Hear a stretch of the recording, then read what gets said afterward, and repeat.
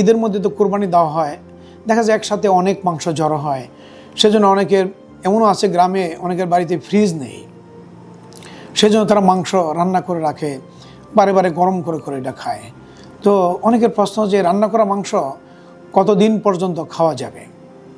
তো এখানে একটা জিনিস মনে রাখবেন যে এই যে রান্না করা মাংস, এটা কিন্তু 2 ঘন্টা পর্যন্ত যতক্ষণ গরম থাকে মোটামুটি মুক্ত রইল, কিন্তু এরপরে কিন্তু এই যে আমাদের বাতাস আছে, পরিবেশ আছে, এখানে কিন্তু অসংখ্য জীবাণু থাকে। সেই জীবাণুগুলো কিন্তু উড়ে উড়ে যে ওই মাংসের মধ্যে পড়ে, এবং ঠান্ডা মাংস এবং এখন যে বর্তমানে যে গরম, সেই গরম দুটো মিলে এই যে ব্যাকটেরিয়া আছে, জীবাণু আছে, ছত্রাক আছে, এগুলো বৃদ্ধি পাওয়ার জন্য খুব উত্তম সময় এটা।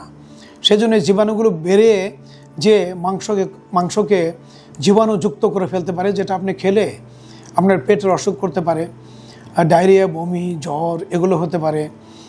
এমনকি এক ধরনের জীবাণু আছে বোটুলিনিয়াম টক্সিন তৈরি করে, যেটা ক্লোস্ট্রিডিয়াম ডিফিসিলি বলে, এবং সেটা যদি বাড়তে থাকে এবং আপনি যদি তারপর সে মাংস গরম করেন, জীবাণু মরে যাবে, কিন্তু ওই যে পয়জন তারা বের করে দেয় বোটুলিনাম টক্সিন, সে পয়জন কিন্তু নষ্ট হয় না।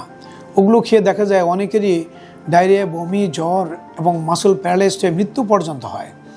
সেই জন্য এই গরমের মধ্যে মাংস বেশি দিন রাখা যাবে না।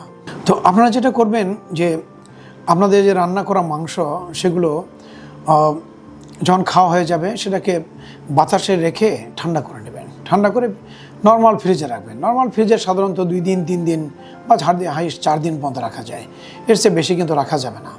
আর যদি মাংস আপনি ডিপ ফ্রিজে রাখেন এবং সেখানে টেম্পারেচার -18 ডিগ্রিতে সাধারণত রাখতে হয়, তাহলে আপনি সেখানে হয়তো দীর্ঘদিন রাখা যাবে। আর বাইরে যাদের বাসায় ফ্রিজ নেই, তাদের মাংস এগুলো রান্না করে খেয়ে ফেলবেন। 2 ঘন্টার মধ্যে খেয়ে ফেলা ভালো। আর তারপরেও যদি রেখে দিতে চান, তাহলে একদম বাতাসের মধ্যে রেখে ঠান্ডা করে এবং ঢাকনা দিয়ে ঢেকে রাখবেন, এবং সাধারণত গরম পরবর্তী সময় খাওয়ার আগেই গরম করে রাখবেন। তবে এটা কোনো ক্রমেই যেন 1 দিন বা 2 দিনের বেশি না যায়, তাহলে কিন্তু এখান থেকে অনেক ধরনের রোগের জন্ম দিতে পারে। কাজেই আপনারা মাংস সংরক্ষণের ব্যাপারে খুব সাবধান থাকবেন।